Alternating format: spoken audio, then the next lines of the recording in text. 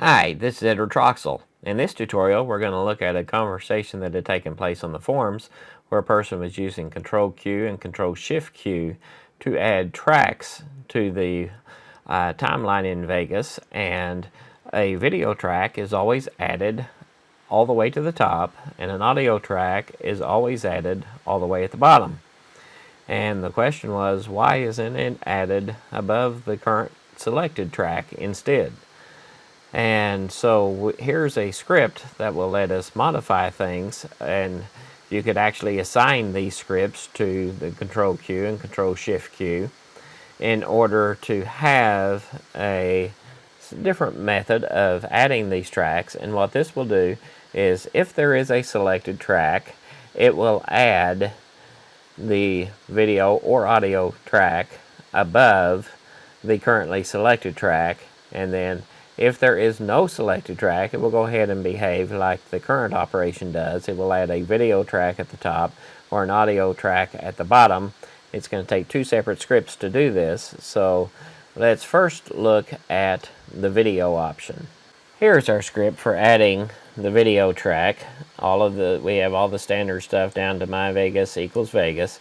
Then I'm going to have me a Boolean variable called track added, and I'm going to set that to false.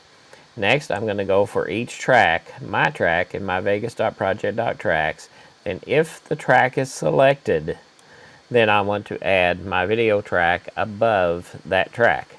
So I need to get me a video track, which I just called vid track, equals new video track, and the location I'm going to set it to my track.index. That means it's going to place it where that track currently is, where the selected track is, and it will move the selected track down. So then we're going to have myvegas.project.tracks.add, and we're going to add that video track and set track added equal to true, and then we're going to break out of this loop. If we did not have the break there, then it would proceed down to the next track, which is the track we just looked at, because it has now moved down and it is selected, and we would add another one above that one and above that one, above that one, and you'd be stuck in an endless loop adding tracks above that track. So we have to have the break in here. Then once we've gone through all of the tracks, if the track was not added, then we want to go ahead and create a video track, and we're going to put this one in position 0, which is at the top of the timeline. And then we're going to add that video track to the list of tracks. So let's test this out. Here I have a project that has several tracks on it. I'm going to go ahead and select this track 3 here, and we're going to run the script. Now you can see track 3 has moved down to track 4, and we have a blank track here above track 3. Now we have no tracks selected at all. Same project, but no tracks selected. And you can see that the new track was added as track number 1.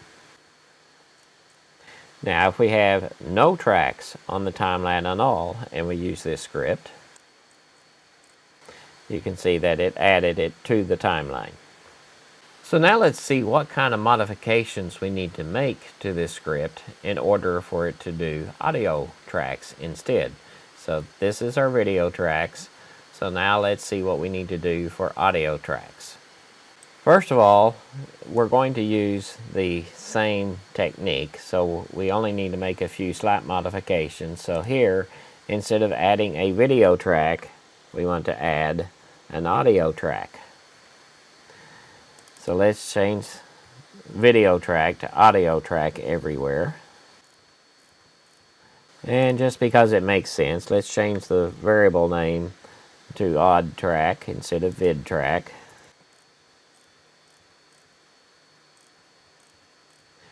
So now if my track got selected, then we're going to add the audio track. Odd track equals new audio track at my track.index. Once again, we want it to be just above the selected track, and then we're going to add the audio track to the timeline. if it makes it through the entire loop and there still is not a track added, so if not track added, now we're going to create a new audio track, and previously we added it for the video track, we added it at the 0 position. Now we want to add it at the bottom. The easiest way to get that is going to be go to myvegas.project.tracks.count. That will tell us how many tracks we have, and remember, because it's 0 base, the count is going to be one more than the index of the last track, so this will put it on the bottom. So let's test this out. So once again, let's select track 3, and let's see if this adds the audio track above that. And here we have the audio track above track 3. Now if we have no tracks selected, now we can see that the audio track was added below the bottom track. Now if we have a blank project,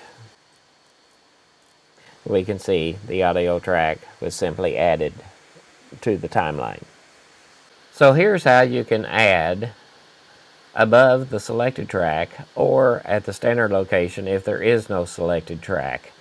And we can make it work with both video and audio.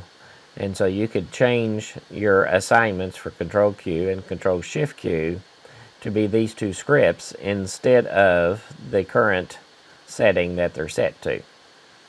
So I hope you find this tutorial useful. Let me know what you'd like to see. Let me know any mistakes I make. Let me know just anything related to scripting you'd like to see here, and like, subscribe, and we'll see you in the next tutorial.